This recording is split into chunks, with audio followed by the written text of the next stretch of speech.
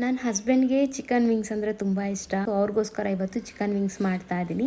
Chicken ವಿಂಗ್ಸ್ನ ಚಿಕ್ಕ ಚಿಕ್ಕದಾಗಿ cut ಮಾಡಿಸಿದ್ದೀನಿ. ದೊಡ್ಡ ದೊಡ್ಡ ಪೀಸ್ಗಳು ಕೊಟ್ಟಿದ್ರು, ಅದನ್ನು ಚಿಕ್ಕದಾಗಿ ಕಟ್ ಮಾಡಿಸಿ ಕ್ಲೀನ್ ಮಾಡಿ ಇಟ್ಕೊಂಡು ಅದಕ್ಕೆ ಸ್ವಲ್ಪ ಪೆಪ್ಪರ್ ಪೌಡರು, ಉಪ್ಪು, ಜಿಂಜರ್ ಗಾರ್ಲಿಕ್ ಪೇಸ್ಟು ಹಾಗೆ ಸ್ವಲ್ಪ ಸೋಯಾ ಸಾಸ್ ಹಾಕಿ ಅದನ್ನು ಚೆನ್ನಾಗಿ ಮಿಕ್ಸ್ ಮಾಡಿ ಮ್ಯಾರಿನೇಟ್ ಆಗಕ್ಕೆ ಇಟ್ಟಿದ್ದೀನಿ.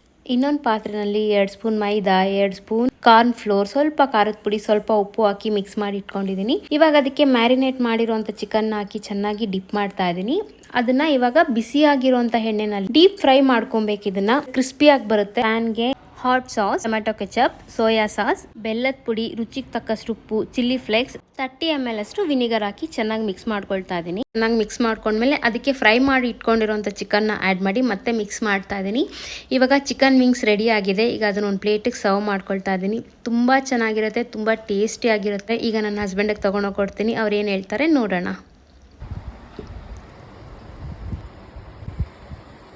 ಚೆನ್ನಾಗಿದೆ, ನೈಸ್ ಮ್ಯಾಮ್.